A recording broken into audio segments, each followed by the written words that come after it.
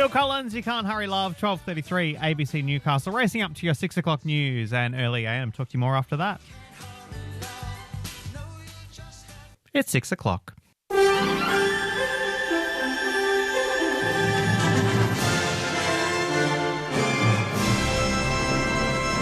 ABC News, good morning, I'm Emma Tonkin. Home Affairs Minister Tony Burke's confirmed that more members of Iran's women's football team have sought asylum in Australia.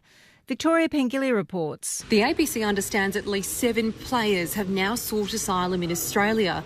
5 of the 13-player squad were granted asylum on Monday amid fears they would face persecution if they returned home.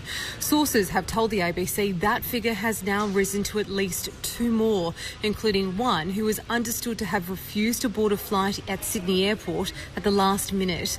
The remaining players departed Sydney International Airport for Kuala Lumpur on Tuesday evening. Minister Burke, who was at the airport, said Border Force had made multiple representations to the team before they left the country. Australia's Wedgetail aircraft's due to arrive in the United Arab Emirates to provide defensive support in the Middle East war.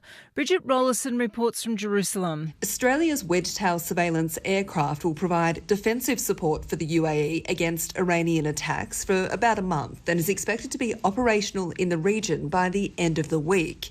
The UAE says it's now detected more than 250 ballistic missiles and nearly 1,500 drones there from Iran since the start of the war.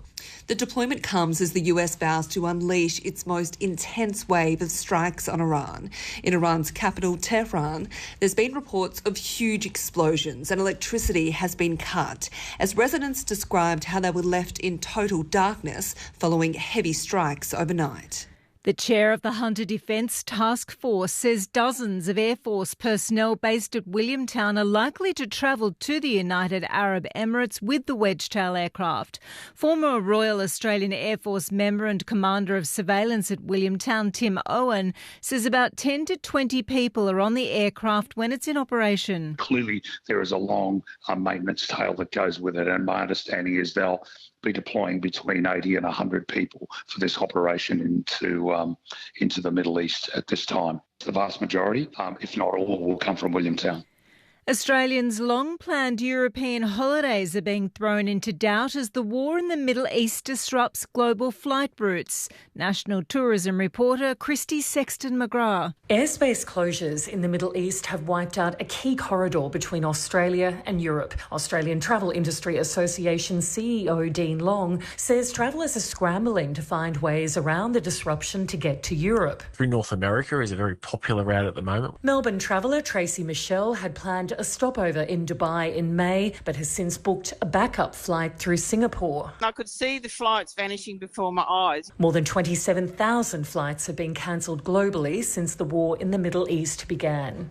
Waiting times for patients being transferred from ambulance to emergency care at an embattled Newcastle hospital has increased, according to new data. Kyla Cook reports. Patients arriving at the Calvary Mater Hospital at Waratah are waiting about an hour and 57 minutes to be transferred from paramedics to emergency department staff, according to the Bureau of Health Information. It's an increase of more than half an hour compared to the same time last year. In that time, workers at the hospital have lobbied the government on staffing ratios, and more recently mould and maggot issues have closed wards. At Maitland Hospital, ambulance transfers are taking around an hour and 44 minutes, and at the John Hunter it's just over an hour and a half. Newcastle Knights winger Dom Young says the team's confident heading into Sunday's round 2 clash against Manly at Brookvale.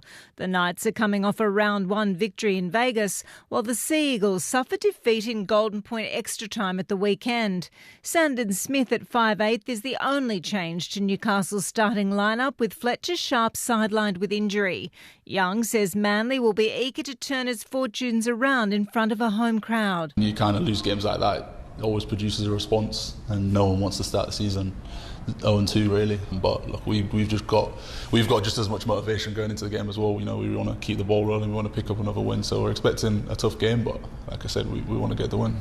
And the group stage of the Women's Asian Cup soccer tournament is over, with Chinese Taipei and the Philippines snaring the last 2 quarter-final spots. Areas of morning fog today, a sunny afternoon, light winds becoming west to northwesterly. Newcastle heading for tops of 29, 33 degrees in Maitland, 35 in Singleton and in Scone. Mostly sunny tomorrow. ABC News.